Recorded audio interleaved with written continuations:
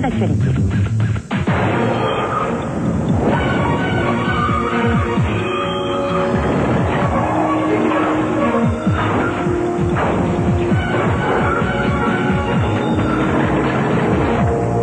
J'assume pleinement la responsabilité de cet échec et j'en tire les conclusions en me retirant de la vie politique après la fin de l'élection présidentielle. Il a tenté sa chance.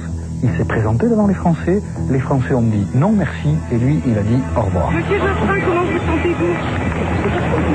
Monsieur Jospin, s'il vous plaît, un petit mot. Jospin est passé du statut de l'homme politique à un statut de star. La traque ne cessera au fond que le jour où lui-même voudra qu'elle cesse. C'est-à-dire le jour où il prendra la parole. Le moment venu, je le ferai.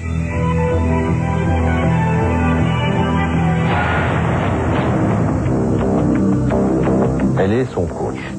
Elle le rassure, elle le stimule. C'est sa vitamine permanente, elle lui dit qu'il est le meilleur, qu'il est formidable, que ça va marcher.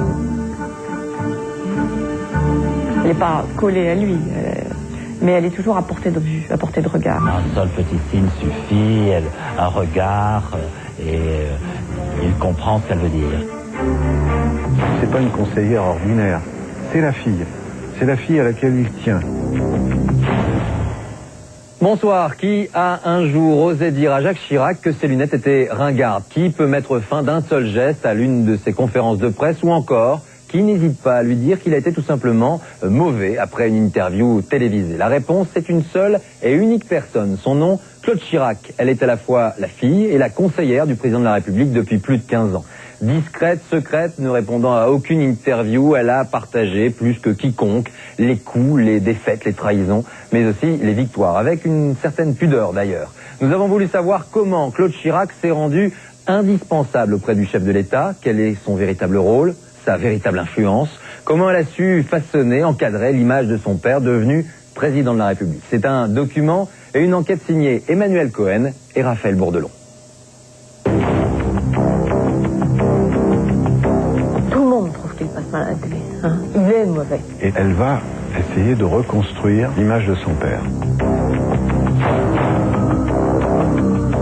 Chirac est gaffeur. Elle a un père gaffeur. D'ailleurs, Madame Chirac dit que son mari est gaffeur. Et là-dessus, elle est d'une vigilance de lionne. Elle est son coach. Elle le rassure, elle le stimule. C'est sa vitamine permanente. Elle lui dit qu'il est le meilleur, qu'il est formidable, que ça va marcher. C'est pas une conseillère ordinaire, c'est la fille. C'est la fille à laquelle il tient.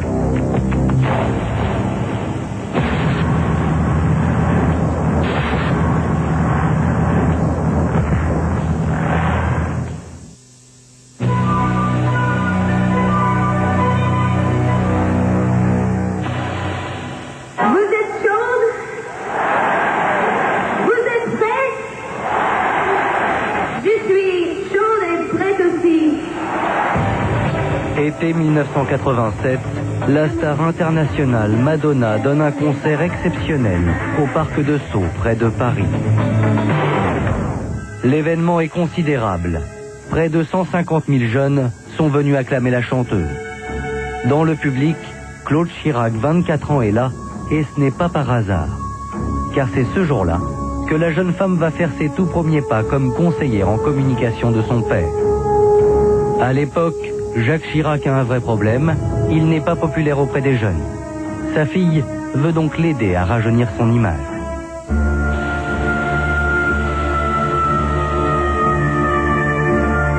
Jacques Chirac apparaît un petit peu ringard, ou en tout cas pas à la page et pas au goût du jour de l'époque.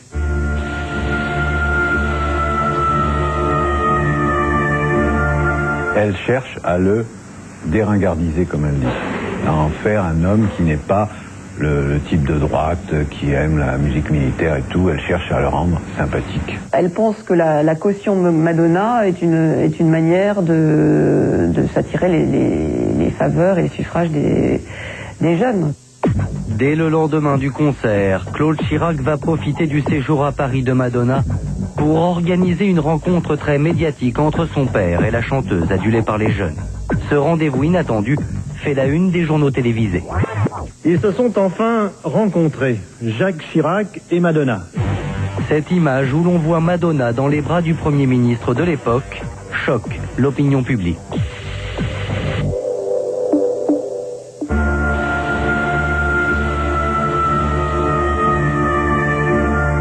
Madonna, dans les années 80, c'est l'équivalent des Beatles dans les années 60. Je veux dire, c'est révolutionnaire, c'est sulfureux, c'est connu dans le monde entier, c'est un peu suggestif sur le plan sensuel ou sexuel, oui, c'est choquant. Tout ça a fait un peu jaser parce que c'était un changement d'image.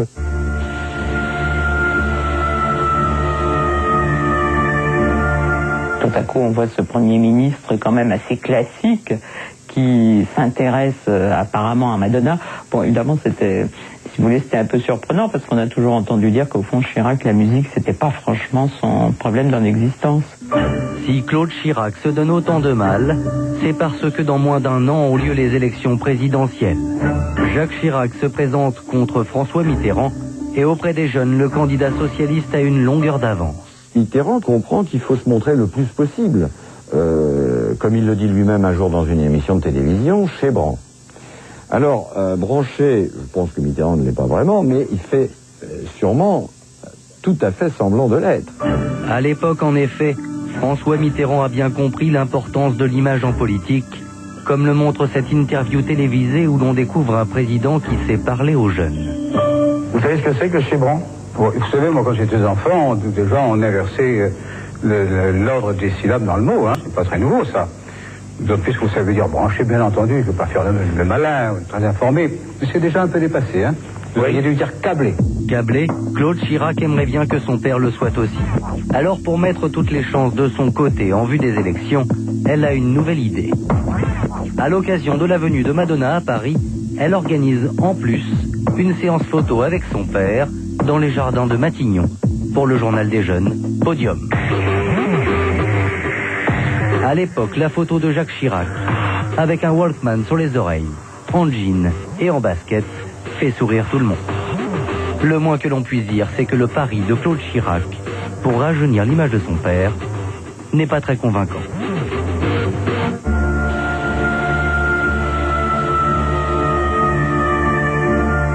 On s'est beaucoup moqué de Chirac à l'époque. Tout cet épisode ne paraissait pas très naturel.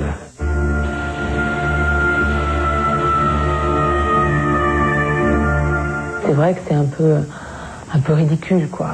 C'est un peu monté, trop mis en scène. Hein. Chirac en jean avec des Walkman sur la tête. Tout le monde voit bien que ça ne correspond pas à l'image. Enfin, ça crée un contraste trop grand avec le Chirac tel qu'il est perçu. Au soir du 8 mai 1988, le couperet tombe. Voilà donc l'image de ce nouveau président de la République. François Mitterrand vient d'être réélu avec 53,9% des voix. Jacques Chirac est battu et de toute évidence, les jeunes électeurs n'ont pas été séduits par son nouveau style. Pour la fille du candidat, c'est un échec. À l'époque, c'était ses débuts, elle était débutante et elle reconnaît elle-même que c'était peut-être pas son initiative la plus heureuse. Au lendemain des présidentielles, les proches de Jacques Chirac n'hésitent pas à remettre en cause le rôle de Claude. Mais voilà, son père ne veut rien entendre. Il a fait comprendre aux collaborateurs qui s'étaient risqués à s'interroger, il leur a clairement fait comprendre que ce n'était pas négociable. Elle est là, elle travaille, elle m'aide, elle me conseille, elle donne des avis. Et ceux qui ne sont pas contents, c'est pareil. Si Jacques Chirac insiste autant pour garder sa fille auprès de lui, c'est pour une raison beaucoup plus personnelle. Son père lui a manqué quand il était homme politique, jeune ministre, ça et tout. Elle le voyait peu souvent. Il y a toute une remise en question de Jacques Chirac à cette époque. Il doit se dire cette course effrénée du pouvoir, tout ce que cela sous-entend, tous ces trains, toutes ces réunions le soir, tous ces week-ends sur les routes sans jamais voir ma famille. Donc il a envie de la voir épanouie, heureuse, et de la sentir travailler auprès de lui. À partir de 1988, Claude Chirac ne va plus quitter son père. Elle devient très officiellement sa conseillère en communication.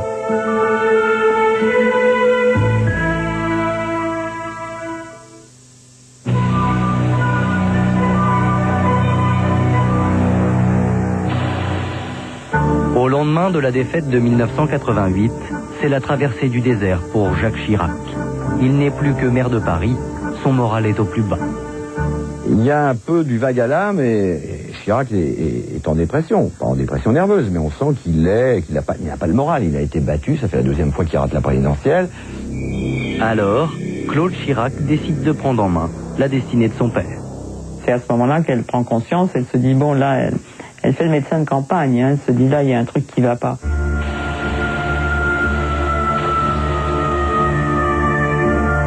Et c'est là que Claude commence à travailler pour qu'il puisse gagner la prochaine présidentielle. Pendant 7 ans, jusqu'en 1995, Claude Chirac ne va plus avoir qu'un seul objectif, redorer l'image de son père auprès du grand public. Et pour cela, voilà comment elle va s'y prendre. Tout d'abord, la jeune femme trouve le look de son père ringard et vieillot, et ce sont ses lunettes qui, dans un premier temps, vont faire l'objet de toutes ses attentions. Il va enlever ses grosses lunettes carrées, là. Je sais pas si vous vous souvenez, il avait des grosses lunettes type Politburo, là, vraiment des grosses lunettes noires. Tout le monde trouve ça affreux. C'est des trucs, vous voyez, de conseiller référendaire à la Cour des comptes. Enfin, c'est pas du tout, je trouve que c'est, ou de grands patrons de banque un peu coincés. Alors, du jour au lendemain, sur les conseils de sa fille, Jacques Chirac adopte les lentilles de contact. Le résultat est saisissant. Mais au-delà du look, Claude Chirac est préoccupé par un autre handicap, l'image caricaturale de son père qui fait de lui la cible de tous les imitateurs. Mesdames et messieurs les députés de gauche. Les imitateurs campent toujours Chirac avec des mouvements de mâchoire carnassier, enlevant ses lunettes, les mettant dans la poche, les remettant à cet égard, et c'est fondamental. Écoutez, c'est bien, le RPR veut et peut. Il a des tics verbaux, vous savez, écoutez, un petit peu mécanique, un petit peu raide. Il n'est pas forcément, sur le plan du look ou de l'attitude, complètement dans ce qu'il faut être à partir de ce moment-là, dans la fin des années 80. Si Jacques Chirac est si caricaturé, c'est qu'en fait, à cette époque, l'homme est mal à l'aise dès qu'il se retrouve en public ou face à une caméra de télévision. Du coup, c'est un mauvais orateur qui, en permanence, a besoin de lire ses notes. C'est vrai que ça le bloque, qu'il ne supporte pas d'avoir une caméra braquée sur lui, il en perd pas ses moyens, mais il est plus naturel. Et tout le monde trouve qu'il passe mal à la télé. Hein. Il est mauvais. Il est mauvais et il a peur, surtout. Donc, il devient absolument essentiel pour lui de maîtriser cet outil. Puisque tout le monde sait que sans la télévision, c'est impossible de séduire. C'est quand même un média incontournable. Alors, pour gommer tous les défauts de son père, Claude a une idée. Elle contacte l'un des plus grands spécialistes de la communication aux États-Unis, Roger Ailes, l'homme qui a formé les deux anciens présidents américains, Richard Nixon et George Bush. Claude Chirac est séduite par le personnage. Elle persuade donc son père d'aller suivre une formation avec ce grand professionnel des médias. Tous les mois ou tous les 2 mois, il va partir avec elle et son garde du corps. Ils partent en Concorde, hein, donc à 3, et ils vont à New York et ils vont voir Roger Ailes. Et là, ils font une espèce de training, ce qu'on appelle un training maintenant, c'est-à-dire que Chirac apprend à maîtriser la télévision, à parler en public. Comment réagir face à une caméra, comment répondre à une interview, comment ne pas se laisser désarçonner, comment ne pas apparaître agressif ou mal à l'aise. Entre 1989 et 1995, avant chacun de ses passages à la télévision, Jacques Chirac part avec sa fille, répétée à New York. Et c'est lors de l'un de ses voyages que Claude Chirac va faire une découverte incroyable. Ce jour-là, elle assiste à une conférence de Ronald Reagan, le président des États-Unis de l'époque. Elle voit un Reagan extrêmement à l'aise, qui parle, regarde dans la salle pendant pratiquement 1 heure. So let me promise Nicaragua will have its freedom, and we will help the resistance carry on its brave fight until freedom is secured. Ah, je me dis, qu'est-ce que c'est que ça? Tout le monde dit que Reagan est complètement nul, qu'il connaît rien à rien. Alors moi, je le trouve super à l'aise. Et les conseillers de Reagan lui disent, mais regarde sur les côtés. Si Ronald Reagan est aussi bon, c'est parce que sur les côtés, il y a ce que l'on appelle un prompteur. 2 petites vitres transparentes et quasiment invisibles par le public, sur lesquelles défile son discours. Dans la salle, mais aussi à la télévision, tout le monde a l'impression que Ronald Reagan improvise. En réalité, il lit son texte.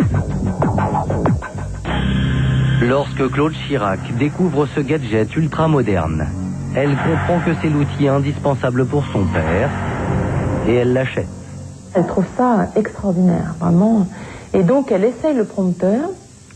Ça coûte assez cher à l'époque, pratiquement 1 million de francs. Et le prompteur est acheté. Mais encore faut-il savoir l'utiliser, hein, c'est difficile. Donc Chirac va s'entraîner à l'utiliser. Car il faut savoir regarder de droite à gauche, tout en lisant. Hein. Il faut que le texte défile au bon rythme. Et pendant très longtemps, c'est Claude Chirac elle-même en coulisses qui fera défiler le texte que son père lit à la tribune. Les agents des forces de l'ordre, ils ont conscience. L'union de la majorité est essentielle. Désormais, dans toutes ses apparitions publiques, l'homme politique ne peut plus se passer du prompteur. Pour lui, la découverte de sa fille est une véritable aubaine.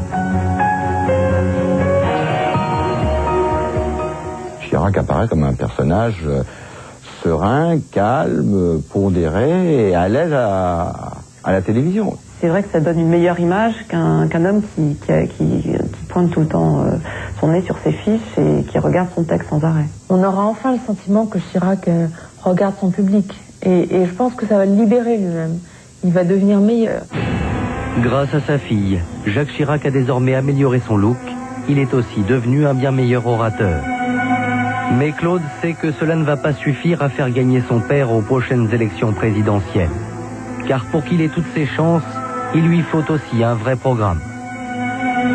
Pour cela, elle va une fois de plus s'inspirer des pratiques de Roger Ailes, le gourou en communication des présidents américains.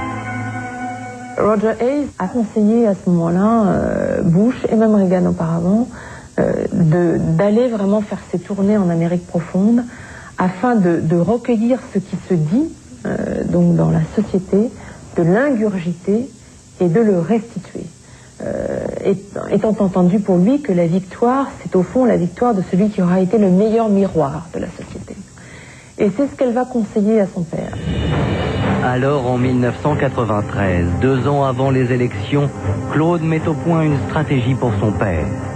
Ensemble, Jacques Chirac et sa fille partent quadriller le pays, visiter un par un chaque département à la rencontre des Français. Pendant des mois, on voit alors Jacques Chirac serrer des milliers de mains, embrasser et écouter tout le monde sans jamais s'arrêter. Tout cela parce que Claude pense que c'est bon pour son image. Avant, Chirac allait délivrer des discours dans des meetings, dans des réunions, à des militants RPR ou à des socioprofessionnels. Là, ça a été une période 93, 94, 95 où il a été beaucoup en province, mais plus pour écouter que pour parler. Donc ça s'inscrit dans ce désir de donner l'image d'un homme qui n'est plus pressé, qui est vraiment intéressé par les problèmes des Français et qui est à leur écoute. Un Jacques Chirac qui passe son temps à rencontrer les Français. À l'époque, la stratégie mise en place par Claude fait rire la France entière. Bonjour, monsieur le boucher. Dites donc, elles sont bien belles, vos entrecotes. Bonjour, eh ben, vous avez des belles miches. J'espère que votre mari a la baguette bien cuite. Certains se posent des questions, quoi. Je demande, est-ce que vraiment c'est la bonne stratégie? Est-ce que c'est ça qui va séduire les Français? C'est les grandes questions qui intéressent les Français. Certains trouvent que si l'idée d'aller d'écouter les problèmes des gens est bonne, il faut peut-être pas non plus trop en faire. Jacques Chirac, 52% des suffrages exprimés aujourd'hui. Le 7 mai 1995, après avoir échoué 2 fois au présidentiel, Jacques Chirac est enfin élu président de la République face à Lionel Jospin. La stratégie de Claude Chirac a finalement été payante. Dorénavant, la fille du président, va devenir l'un des piliers de l'Élysée, une collaboratrice incontournable. Tout ce que fait et dit le nouveau chef de l'État passe désormais entre ses mains.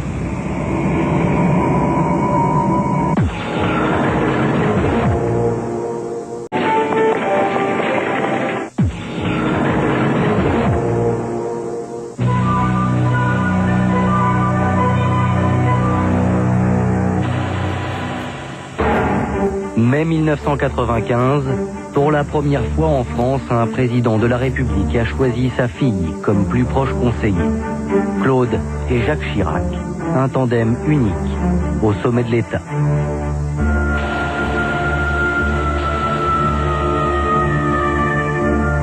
Ce qui reste étonnant, c'est le poids de la fille, le poids important dans une équipe présidentielle. Ça reste aujourd'hui encore un cas d'espèce dans notre pays.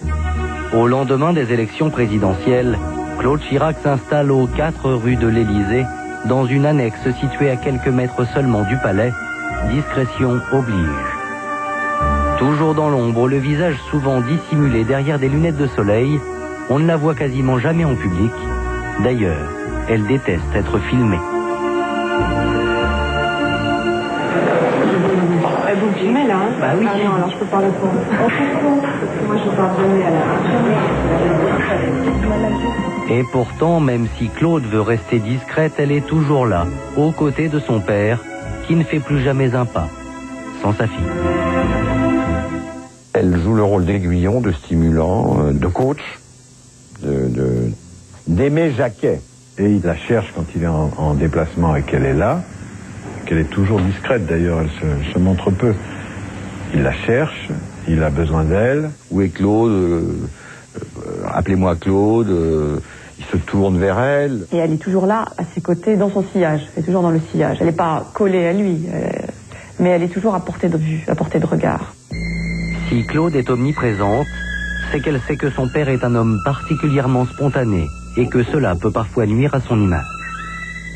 Tout est sous contrôle, comme si on avait peur que le président de la République dérape. Elle redoute la gaffe, parce que Chirac est gaffeur. Elle a un père gaffeur. D'ailleurs, Madame Chirac dit que son mari est gaffeur. Il fait quelquefois des gaffes absolument extraordinaires, ce qui prouve d'ailleurs d'une certaine spontanéité. Preuve en est ce 17 décembre 1996, lorsque le chef de l'État inaugure la bibliothèque François Mitterrand à Paris. Ce jour-là, penché sur des ordinateurs, il va commettre une gaffe.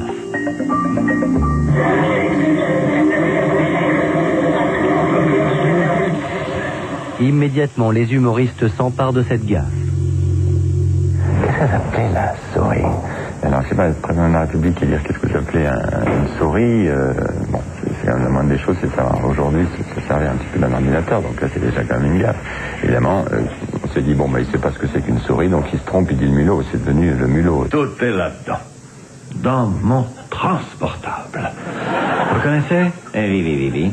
Pas de fil, pas de mulot, ça marche à pile. Alors, pour éviter de telles bévues, Claude Chirac met au point une technique radicale destinée à maîtriser les propos de son père.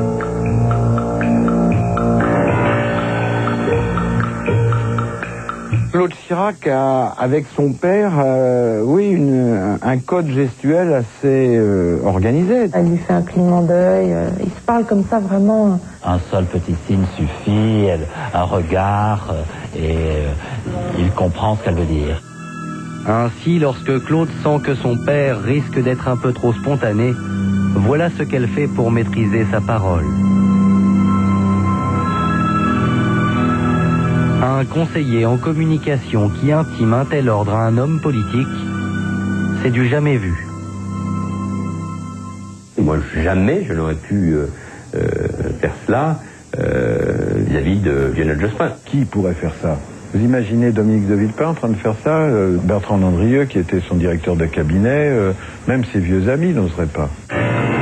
Si Claude Chirac peut se permettre d'être aussi interventionniste avec son père, c'est parce qu'avant d'être sa conseillère en communication, c'est avant tout sa fille. Du coup, lorsque son père passe à la télévision, elle n'hésite pas à être très critique à son égard. Comme ce jour où Jacques Chirac est interviewé au sujet de la durée du mandat présidentiel. Il y a un peu moins d'un an, vous aviez dit à propos du quinquennat que c'était une erreur. Alors avez-vous changé d'avis? Il sait que la première question qui va lui être posée est sur le quinquennat. Elle lui a dit qu'il fallait dire « oui, j'ai changé d'avis ». Eh bien, il n'arrive pas. Alors avez-vous changé d'avis?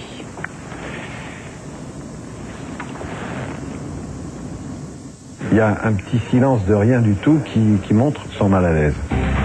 Ce petit silence n'est pas du tout du goût de Claude Chirac, car ce jour-là, son père est apparu comme un président hésitant. Après l'interview, elle est furieuse. Et quand l'interview est terminée et que Chirac enfin soupire et dit « bon ben, on va boire une bière ou autre », elle s'approche de Poivre d'Arvor et de Claude Sérillon qui s'en vont et elle dit « il a été mauvais, hein ?»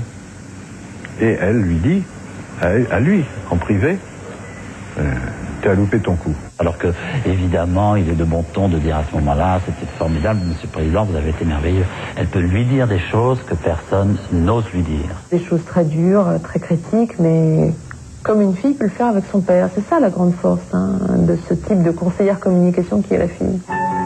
Claude Chirac veille sans relâche sur l'image de son père, à la télévision, ou lors des déplacements, c'est elle qui organise tout, dans les moindres détails, pour qu'il soit toujours filmé sous le meilleur angle. Pour cela, elle a trouvé un outil unique en son genre, la corde. Effectivement, Claude Chirac fait tenir par deux gardes du corps, une espèce de corde derrière laquelle les photographes sont retenus, en fait. C'est-à-dire qu'ils ne peuvent pas avancer. Cette corde, le grand public ne la voit jamais. Et pourtant, à chaque déplacement, elle permet de délimiter une zone au-delà de laquelle photographes et caméramens n'ont pas le droit d'aller. Ils sont maintenus à une certaine distance qui les oblige à prendre un certain objectif qui empêche toute photo déformante. Ils font des photos nettes, léchées, qui seront des belles photos. Et effectivement, rien n'est laissé au hasard. Il y a une mise en image, une mise en scène qui est très soignée. Le moins que l'on puisse dire, c'est que cette mise en scène extrêmement soignée de Jacques Chirac par sa fille a été efficace. Claude a donc rempli sa mission. En 15 ans, elle est parvenue à donner à son père la stature d'un véritable chef d'État. J'ai entendu et j'ai compris ce que les Françaises et les Français ont dit. Et si Claude Chirac a réussi, c'est sans doute grâce à cette relation unique qui lie un père à sa fille.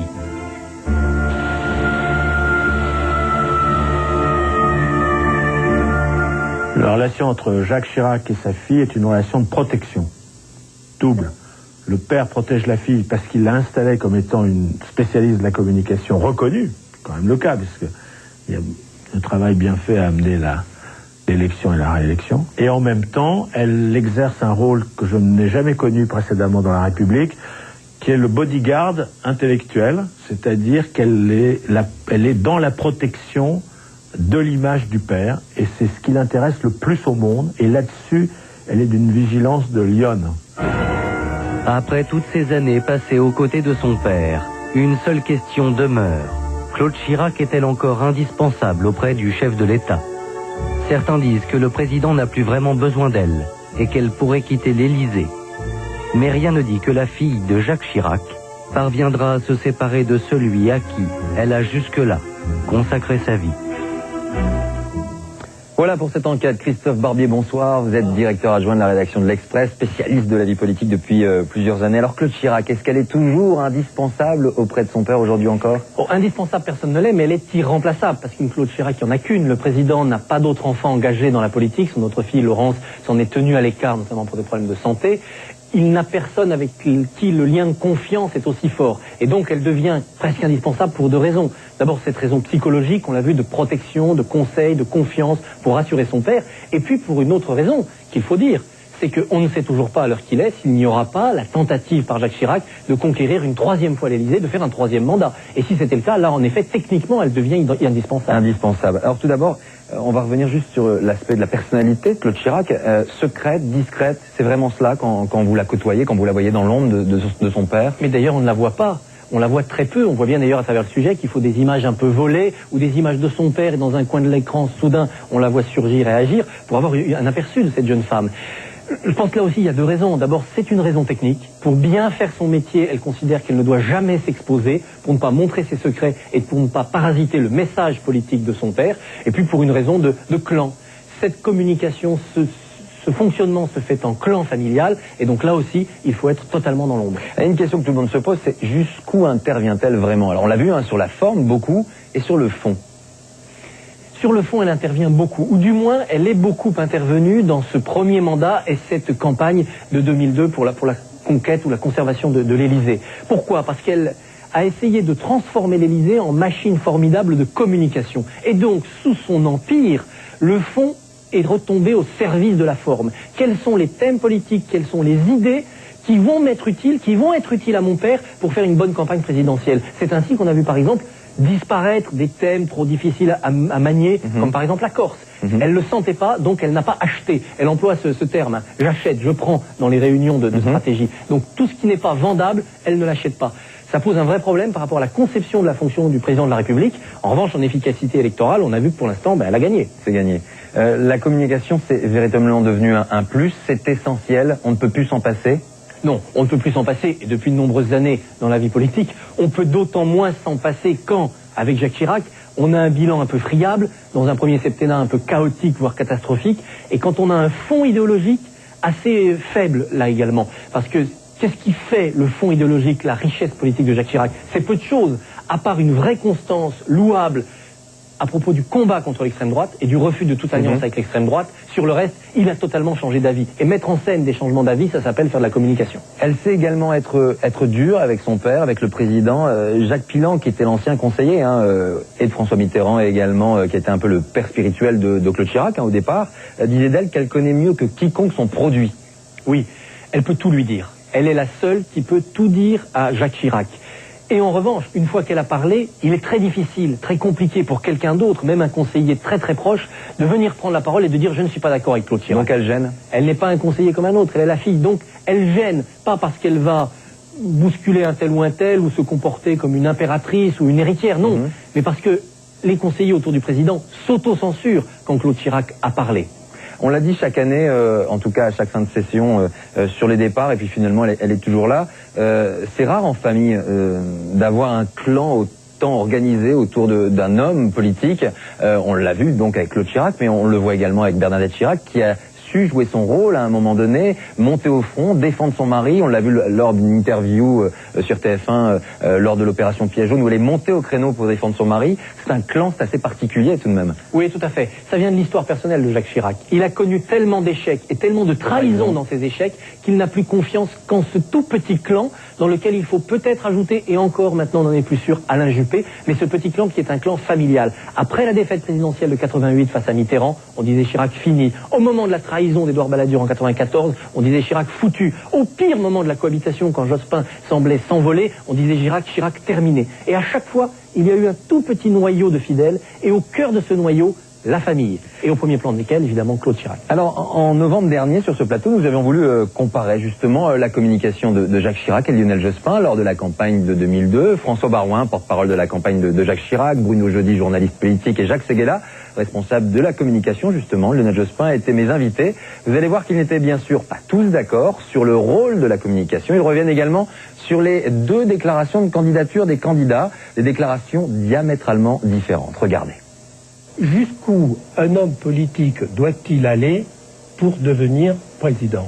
Est-ce que, et d'ailleurs les Français ont choisi, et après tout, puisqu'ils ont choisi, ils ne se sont pas trompés, ils acceptent qu'un président soit un acteur, prenne des cours de théâtre, lise un prompteur, et donc ne crache pas sa vérité, ne sorte pas ses tripes, et ils acceptent toute cette mise en scène, et finalement, tout ce secret et tout ce maquillage qui est autour d'une élection.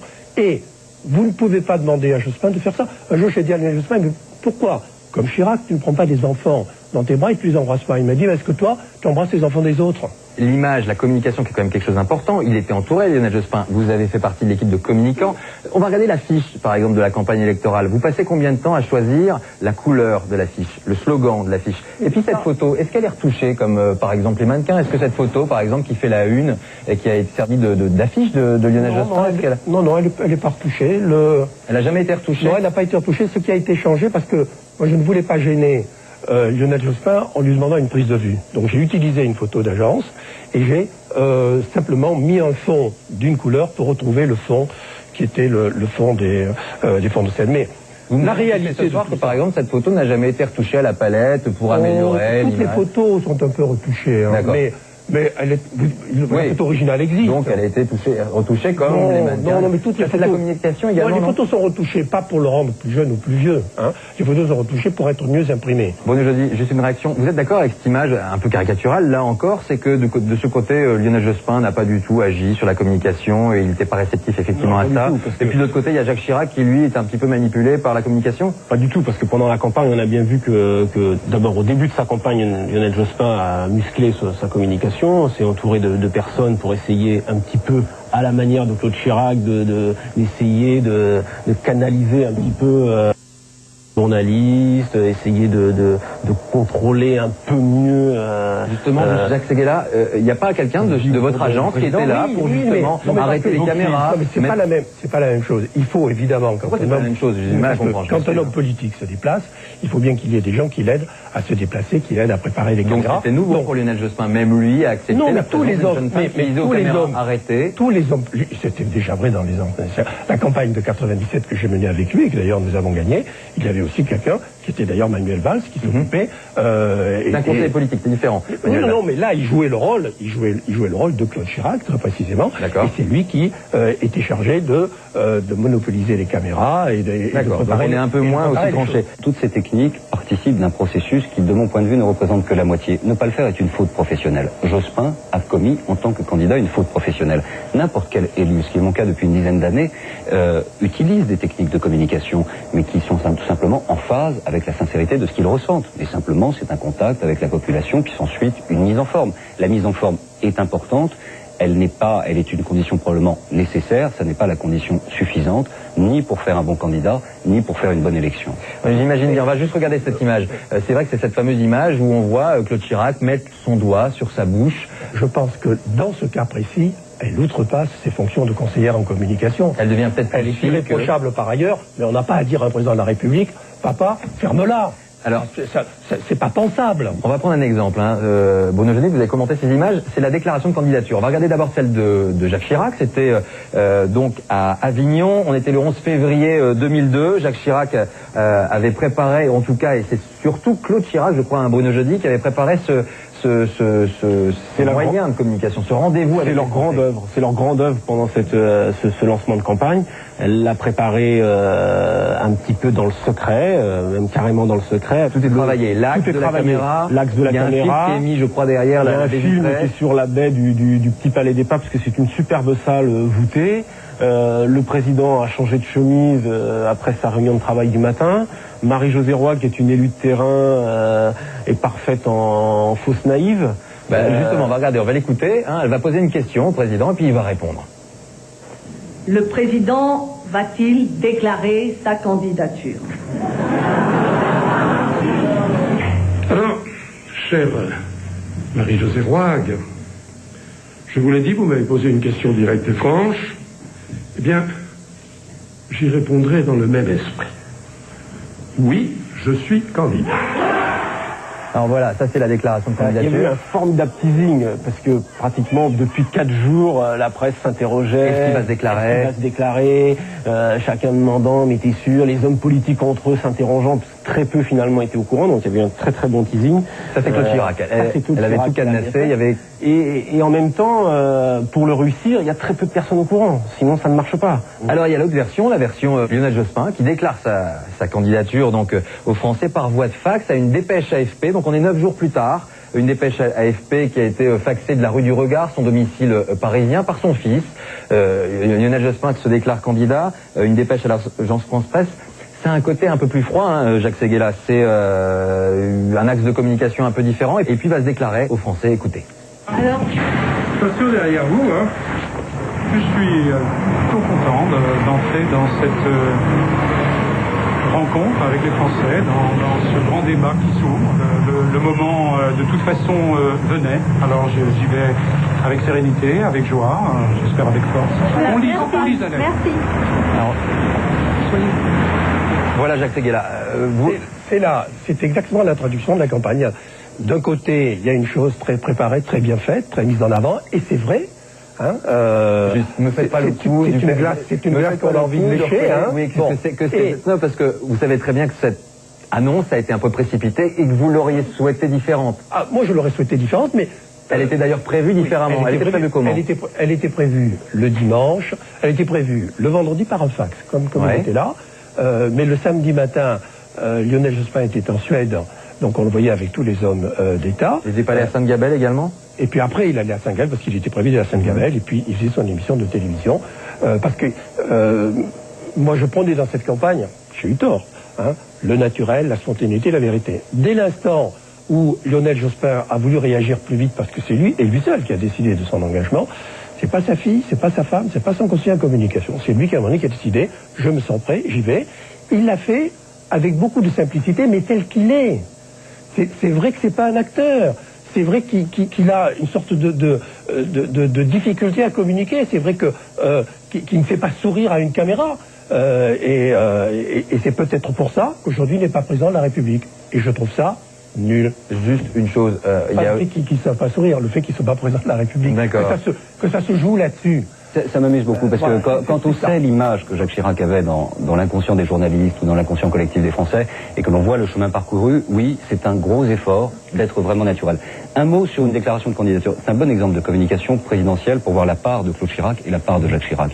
Qui choisit le moment? Vous croyez que c'est Claude? Non, c'est Jacques Chirac parce qu'il le sent. Et ensuite l'exécution, oui, Claude, avec toute son équipe, travaille sur une mise en valeur qui, je crois, est assez exemplaire. Alors Christophe Barbier, on vient de le voir, hein, deux techniques de communication pour deux candidats, deux personnalités différentes. On est très éloignés là. Ah, totalement éloigné, c'est de manière antinomique, avec des différences qui sont quand même au bout du compte fatales pour Lionel Jospin.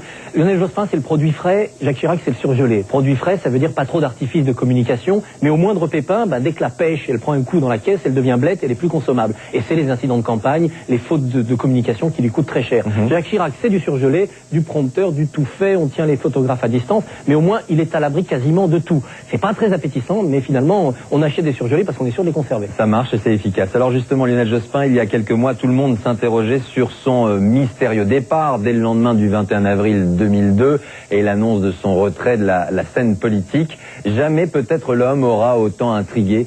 Tel une star traquée, il est devenu la proie des paparazzis, des rumeurs, des vraies fausses confessions. Nous avons voulu tenter de comprendre comment il a pris cette décision. L'a-t-il pris seul? Comment a-t-il vécu l'après-défaite? Retour sur le destin d'un homme qui voulait devenir président et qui, en quelques minutes, un soir de défaite inattendue, a vu sa vie basculer en passant d'un destin national à une retraite anticipée. Une enquête signée Valérie Montmartin et Raphaël Bourdelon.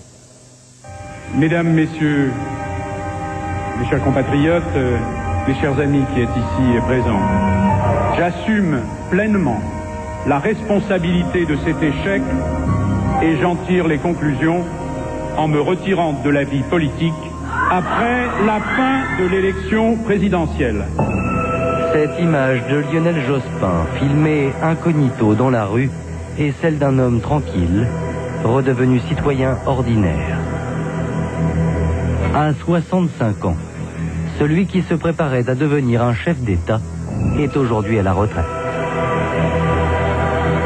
Nous allons vous raconter les vraies raisons qui ont poussé Lionel Jospin à tout quitter du jour au lendemain.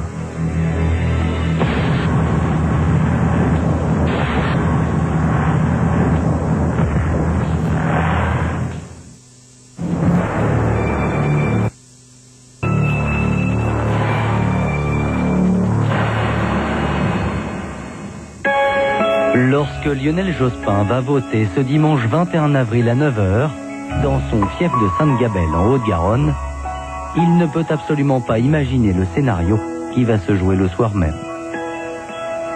Le candidat socialiste semble détendu, Ce qu'il ne sait pas encore, c'est qu'il vit là ses dernières heures d'homme politique.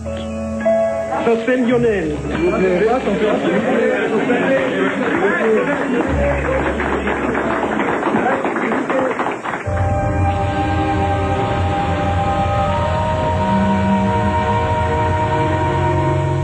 Tous les commentaires, tous les sondages étaient totalement orientés vers le deuxième tour. Tous les jours, on nous disait Chirac 51, Jospin 49 ou l'inverse, etc. Bon, et personne ne parlait du premier tour.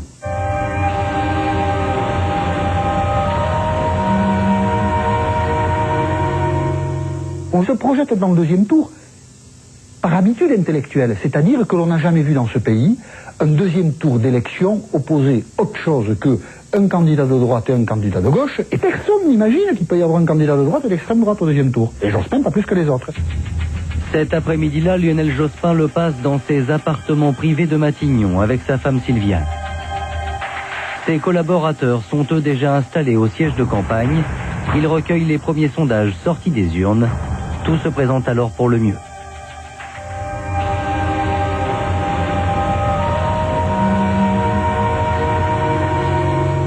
À 17h, je reçois une première enquête. Chirac est en tête, entre 19 et 20 et demi. Jospin est entre 17 et 19, 19 et demi. Et Le Pen vers 13, 14, peut-être un peu plus, mais c'est cela. Ces estimations des premiers sondages, Lionel Jospin ne veut en aucun cas les connaître. Il était convenu avec Lionel Jospin que je garde cela pour moi et que je ne l'appelle pas. Il avait voulu volontairement ne rien savoir des estimations. Il voulait vraiment avoir la dernière tendance, être sûr qu'il raisonnerait sur quelque chose de crédible. 18h30. Le staff de Lionel Jospin est désormais réuni au complet à l'atelier et attend les premiers résultats officieux en provenance des instituts de sondage. L'ambiance est fébrile. Il y a un pressentiment qui est là autour de la table. Une atmosphère un petit peu différente par rapport à toutes les élections que j'avais connues auparavant, où l'on avait, dès que l'on arrivait au siège de campagne, des fourchettes, des indications, des petits signes quand même. Là, rien.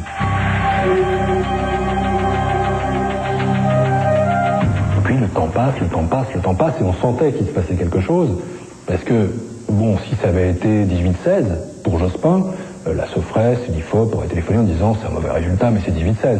Là, il téléphonait pas, c'est qu'il trouvait un résultat aberrant. À 19h02, Gérard Legall, le conseiller sondage de Lionel Jospin, reçoit enfin les estimations par téléphone, cette fois des chiffres d'une fiabilité incontestable.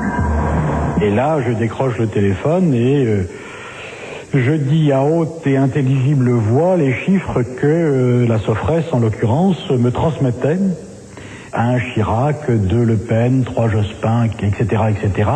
Et naturellement, ce fut l'effroi. Vraiment, ça a été un coup de massue incroyable. C'est la consternation. On était atterrés, on était effondrés. Plus personne ne parle, tout le monde est un peu étonné.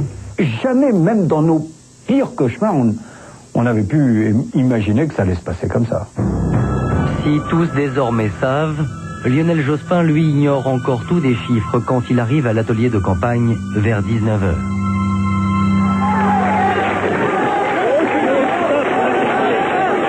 Nous avons compris qu'il arrivait parce que les gens qui étaient devant l'atelier, qui ne savaient rien encore, l'applaudissaient parce qu'il arrivait à son siège de campagne. Comment s'est passée la journée en quelques mots? Bonjour, très bien, très bien. J'ai été voté, j'ai vu mes amis à Saint-Gabin. Comment ça va? J'ai fait une très bonne sieste. On était 1 minute avant la tempête quand il monte cet escalier. Il est assailli de photographes, les caméras sont là, c'est la bousculade des grands jours. Ça va être le héros du jour, mais pas pour l'histoire qu'il imaginait. Il imaginait un mauvais résultat, parce que sans ça on lui aurait téléphoné pour lui dire que c'était bon. Et donc immédiatement d'ailleurs, quand il est entré dans le bureau, il a vu un peu nos visages contris pour le moins. Et puis il vient droit vers moi, je suis derrière son bureau, je me lève et là il y a peut-être une demi-seconde de silence et je dis écoute c'est à moi de te le dire. Et à ce moment-là le gars lui a dit tu n'es pas au second tour. Tu es troisième, c'est Chirac qui est en tête et Le Pen est deuxième. Lionel Jospin éliminé derrière Jean-Marie Le Pen, ce scénario personne n'avait osé l'imaginer. Dans son bureau, devant ses proches, le Premier ministre accuse le coup. Il reste stoïque, il ne bronche pas comme on dit, il reste calme. Il a réagi avec une parfaite froideur, et en même temps, moi je sentais bien que l'immeuble était en train de lui tomber sur la tête. Visiblement, il a encaissé le choc. Hein. Et donc, il a accepté tout de suite en 10 secondes ce qui s'était produit, et sa réaction c'était effectivement de l'ordre de c'est comme ça. Voilà, c'est comme ça, ils l'ont voulu, les Français l'ont voulu. Au rez-de-chaussée de l'atelier de campagne, il n'est pas encore 20 heures. Les militants socialistes ne savent donc toujours pas que Lionel Jospin est déjà éliminé du second tour. L'ambiance est tendue. Très peu de gens sont au courant. Les journalistes qui se passent à la nouvelle, qui se disent « Oh là là !» Mais beaucoup de permanents, beaucoup de gens qui ont fait la campagne tous les jours, visiblement ne le savent pas. Beaucoup de gens qui sont venus là, la nouvelle ne se diffuse pas.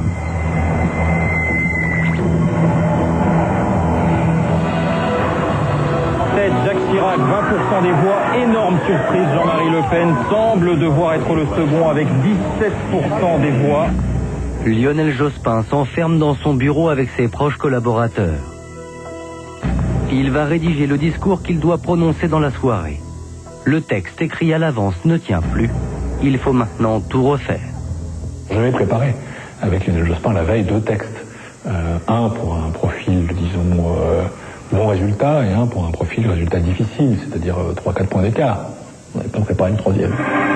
2h30 plus tard, Lionel Jospin va prendre la décision politique la plus importante de sa vie. En direct devant les caméras, il va tenir son dernier discours d'homme politique et mettre fin à 30 ans de carrière. J'assume pleinement la responsabilité de cet échec et j'en tire les conclusions en me retirant de la vie politique après la fin de l'élection présidentielle. Après la fin de l'élection présidentielle. En réalité, Lionel Jospin a voulu démissionner sur le champ et quitter ses fonctions de Premier ministre le soir même. Nous allons vous raconter comment ce soir-là, Lionel Jospin a bien failli déclencher une crise politique sans précédent.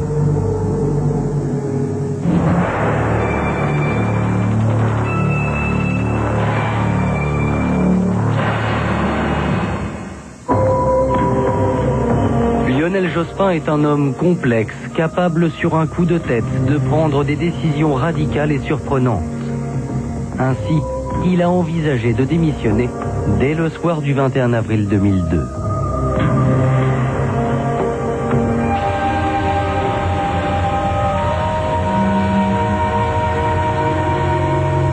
Lionel Jospin est un homme de caractère, d'autorité, et donc bien sûr il a une part d'orgueil comme tout individu.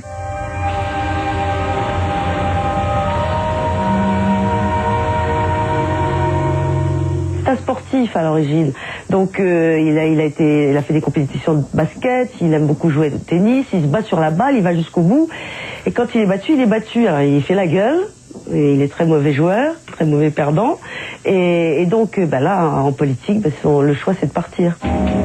Pour la première fois, vous allez comprendre ce qui s'est passé dans la tête du Premier ministre le soir de sa défaite.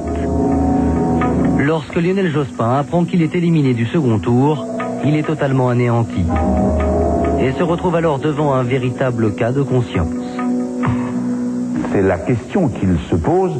Dois-je annoncer mon retrait de la vie politique et mon départ de Matignon demain matin? Ou bien j'assume ma responsabilité de Premier ministre jusqu'à la fin de l'élection présidentielle.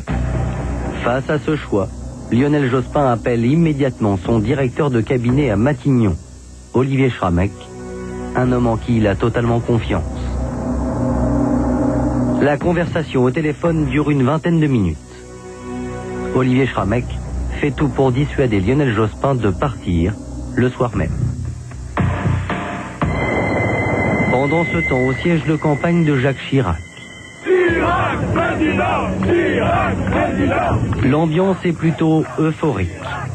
Cependant, devant ses collaborateurs, le président de la République se montre sceptique et ne parvient toujours pas à croire aux résultats. Chirac est stupéfaction, il n'y croit pas d'ailleurs. Je crois qu'il y croira à peu près qu'à 10h du soir, pas avant. C'est-à-dire tous les sondages s'étant accumulés, on n'y croit pas. Vers 22h, Jacques Chirac se rend à l'évidence. Immédiatement, il prend son téléphone et appelle Lionel Jospin. Cette conversation est jusque-là restée secrète. En fait, le président est inquiet car il redoute les conséquences que provoquerait une démission immédiate de son Premier ministre. À partir du moment où il a su que Lionel Jospin allait se retirer, il était inquiet de savoir à quel moment ça pouvait se passer, parce que ça posait quand même... imaginez que Lionel Jospin ait décidé de se retirer le soir même du 21 avril, il y avait un problème institutionnel. D'abord, il faut nommer un Premier ministre. Il faut former un gouvernement. Et faire face je dirais, à la continuité de l'État, au maintien de l'ordre. On sait qu'il va y avoir des manifestations. Et donc, vous imaginez, pas de ministre de l'Intérieur, plus de Premier ministre. Je ne suis pas sûr que c'était la situation idéale pour Jacques Chirac. Finalement, Lionel Jospin tranche et décide de prendre sa retraite politique, mais seulement une fois les élections terminées. Lionel Jospin reste en fonction, mais voilà, il n'appellera jamais explicitement à voter pour son rival, Jacques Chirac. Il peut pas appeler à voter Jacques Chirac, parce qu'il a eu 5 ans en face de lui. Au fil des 5 années, Jospin a conçu une vraie haine pour Jacques Chirac. Il a trouvé que cet homme n'était pas sérieux, n'était pas honnête. Il n'a pas pu écrire sur le communiqué qu'il fait publier depuis l'hôtel Matignon, voter Jacques Chirac. Il n'a pas pu l'écrire par sentiment personnel. Donc c'était pas possible. Voilà. Et quand c'est pas possible, eh ben c'est pas possible. Le 6 mai 2002, au lendemain de la victoire de Jacques Chirac, Lionel Jospin remet sa démission au chef de l'État. L'ex-premier ministre peut enfin s'effacer de la vie politique. Mais ce qu'il n'imagine pas, c'est que dès lors, il va devenir un homme traqué.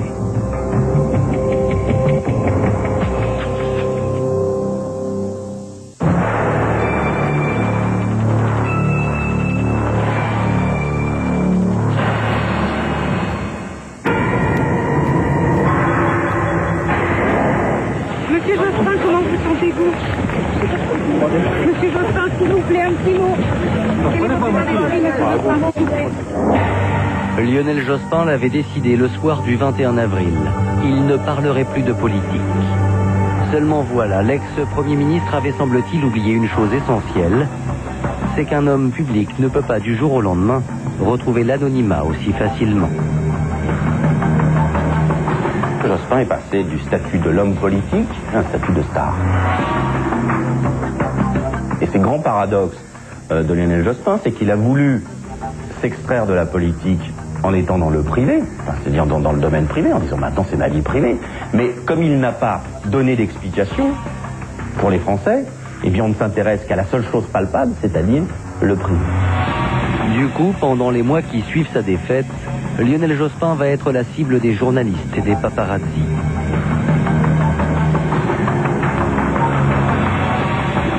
Pas un jour sans qu'il ne fasse les gros titres des journaux. L'ex-premier ministre ne peut plus faire un pas sans être photographié.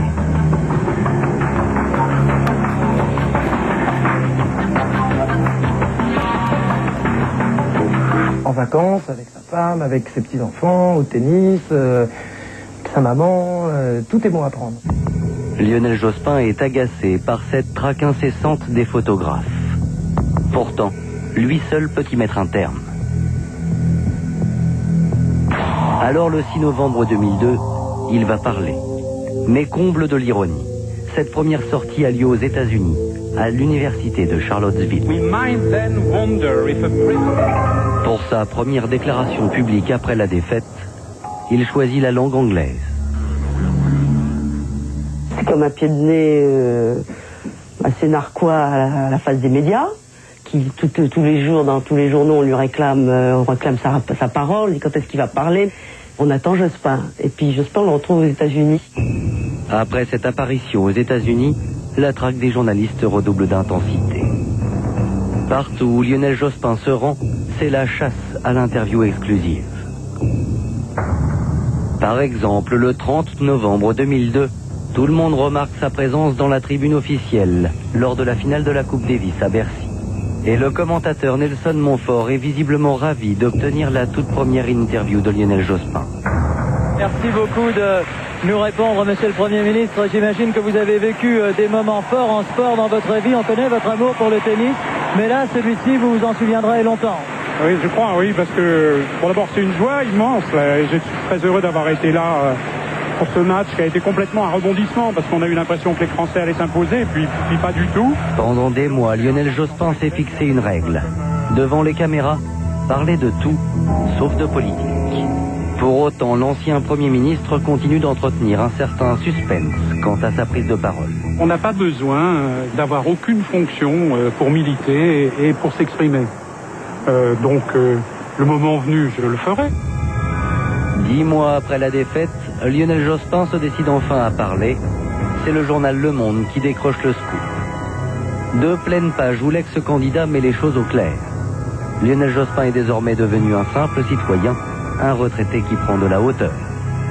Pour lui, le combat électoral est fini. Parler, ce n'est pas revenir. J'ai quitté la vie politique, je n'y reviens pas.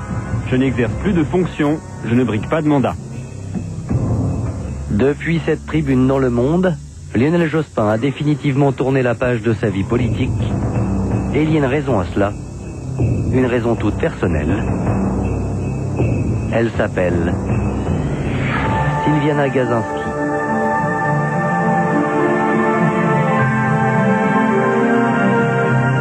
Faut pas oublier qu'il est amoureux. Moi, je crois que c'est important parce que c'est rare des hommes politiques.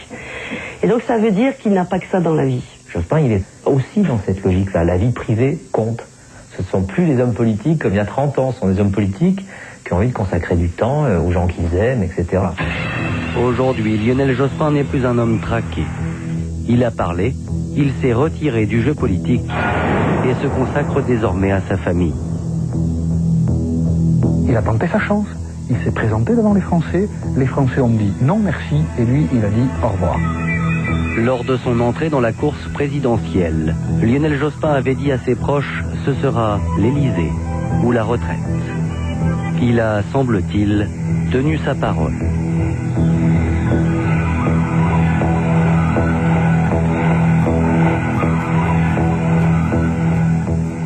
Alors Christophe Barbier, en France, il est rare de voir un homme politique claquer la porte comme l'a fait Lionel Jospin, ce qui d'ailleurs a laissé presque orphelin une grande partie des hommes qui l'ont soutenu, qui eux-mêmes n'avaient que peu de nouvelles, en tout cas à l'époque. Je voudrais que l'on regarde un extrait du débat que nous avions eu sur ce plateau en décembre dernier. Il est question de l'émotion d'un homme, celle de Pierre Moscovici, l'un des plus proches conseillers de Lionel Jospin. À l'époque, l'ancien Premier ministre était toujours resté silencieux. Regardez un extrait de ce débat. Je n'arrive jamais à revoir ces images de façon insensible parce que, au fond, c'est une blessure que nous conservons. Et je trouve tout ça profondément respectable de la part de cet homme qui a à la fois une éthique personnelle et aussi un comportement, vous l'avez dit, qui est rare en France. On a l'habitude de voir des hommes politiques se présenter pratiquement jusqu'à la fin. Lui, il a plutôt le goût de la politique comme on l'a fait dans les pays anglo-saxons ou nordiques, où quand on a perdu une élection, on se retire pour ne pas gêner son camp, et aussi parce que c'est la loi, la règle de la démocratie. Et aujourd'hui, vous ne vous sentez pas abandonné un petit peu? Bien sûr, si, tout à fait. Je crois que ce départ, moi je l'accueille toujours, comme je l'ai acquis ce jour-là, avec des sentiments mêlés. Il m'a pas surpris, parce que je sais que Lionel Jospin avait décidé que ce serait son dernier combat, et s'il avait été battu, par exemple, par Jacques Chirac, par 51-49, il serait parti avec une très grande sérénité. Mais là, c'est quelque chose d'un peu différent, parce qu'il a été battu dans un premier tour, parce qu'il a été battu par Chirac, mais aussi parce qu'il a été derrière Le Pen, au bout de 5 ans de travail. Et c'est vrai que ça nous laisse, nous, la gauche, dans une situation un peu orpheline. Et c'est aussi pour ça qu'on a des sentiments un peu étranges vis-à-vis de lui. On attend qu'il parle. Alors Serge Moiti, bonsoir. Vous êtes réalisateur, producteur, journaliste, grand témoin de la vie politique depuis des années, et de la gauche en particulier. Ça vous a étonné ce départ, subitement? Je sais pas. Ce qui m'a étonné, c'est l'émotion de Pierre Moscovici, là. C'est-à-dire que c'est la première fois que je vois Pierre Moscovici. Je sais pas si la caméra l'a filmé en gros plan. Il avait les yeux brillants d'émotion. Et je pense que cette émotion-là, c'est ce qui a manqué profondément dans toute cette campagne. Je pense qu'on n'a pas entendu l'émotion, on n'a pas entendu battre le cœur des dirigeants socialistes. Et ça, je pense que c'est une catastrophe. Je ne sais pas si j'ai été étonné. Je ne sais pas répondre à votre question. Moi, je ne suis pas dans l'entourage immédiat comme l'a été Pierre. Mais j'aime cette émotion-là. Et je pense que voilà ce qui a tellement manqué. Moi, je pourrais vous dire simplement que, contrairement à Pierre, je n'ai pas aimé ce départ. Je le dis très simplement, je n'ai pas aimé ce départ, je ne l'ai pas compris. Je comprends intellectuellement ce qu'il me dit. Mais je n'ai pas approuvé ce départ. Je pense que le 1er mai, par exemple, lorsqu'il y a eu la grande manif, je pense que Lionel Jospin aurait dû être là avec les siens. Alors vous parlez d'émotion, justement, c'est peut-être ce qui a manqué parfois à Lionel Jospin. On va regarder un extrait de votre film réalisé en 1995. Vous avez filmé Lionel Jospin durant cette campagne. À l'époque, il y a 7 ans, le soir des résultats du premier tour, Lionel Jospin laisse apparaître justement une réelle émotion. Je voudrais qu'on regarde ces images et après on va en parler. Je vous trompe pour certains ici, la semaine dernière, sur les sondages, on va voir la marque de ces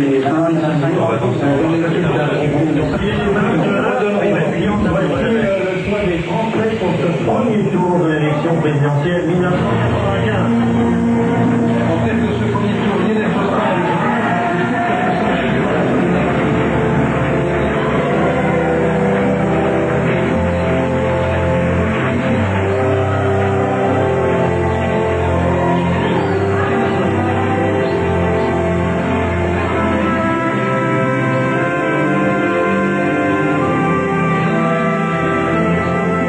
Voilà pour cette image, c'était en 1995, Pierre Moscovici.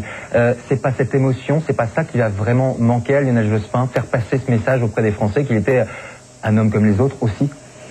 Je crois effectivement que nous n'avons pas réussi parce que c'est une défaite collective à dire aux Français effectivement que voilà, je pense qu'on aurait pu dire, qu'il aurait pu dire, au fond, j'ai travaillé pendant 5 ans, je vous aime, j'ai envie de continuer à servir et je le fais au nom des idéaux de la gauche. Le reste était un peu second.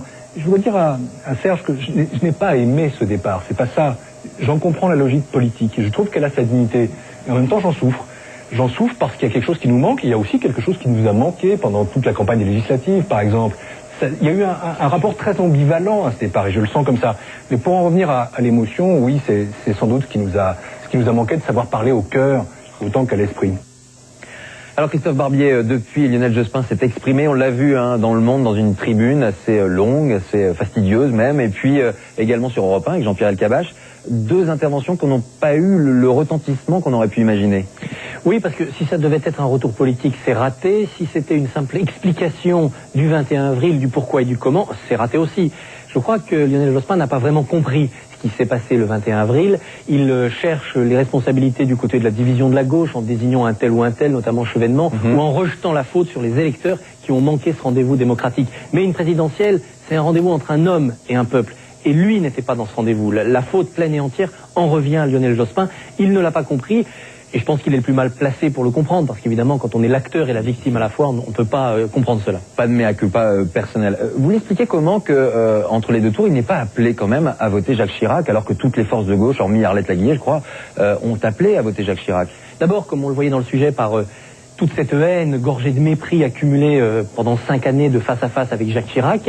Et ensuite, je pense également parce que pour faire cela, pour appeler à voter Jacques Chirac, il faut transcender son individu avec sa psychologie, son bon et son mauvais caractère, ses ressentiments, et se hisser au niveau de cet homme d'État qui est le président de la République, un peu défait de sa propre personne pour incarner la France. Et ça, Lionel Jospin ne l'a jamais atteint. C'est pour ça d'ailleurs qu'il a perdu. Il a toujours donné l'impression de vouloir être élu, mais pas vraiment de vouloir être président comme on l'entend dans ce pays, c'est-à-dire quasiment héritier des rois de France.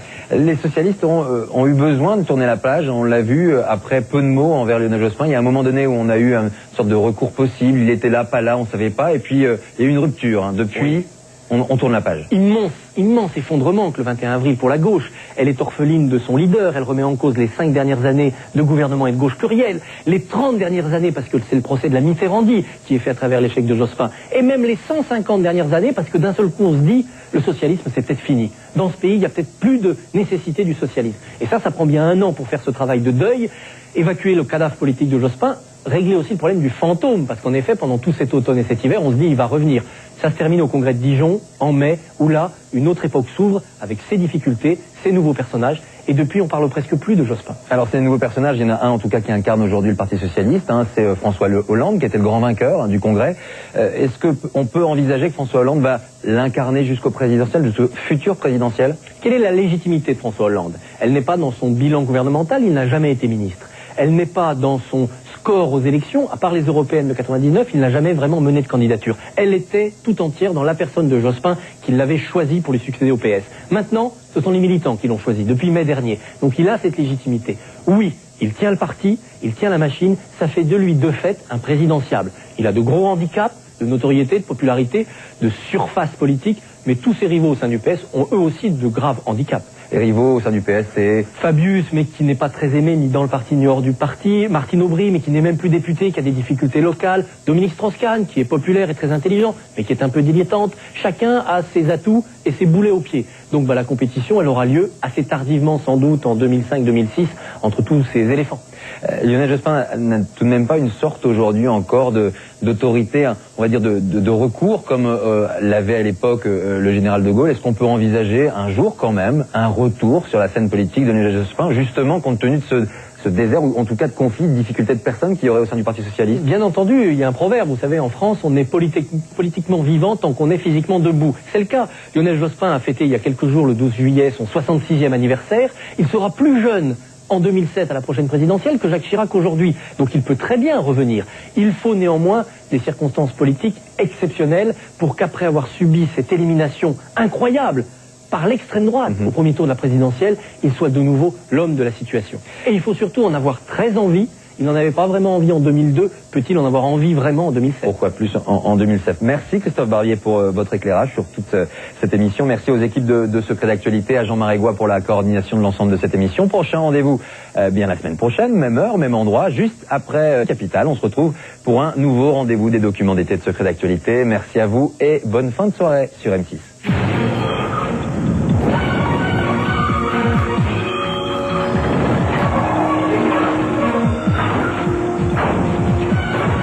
L'actualité continue sur M6.fr.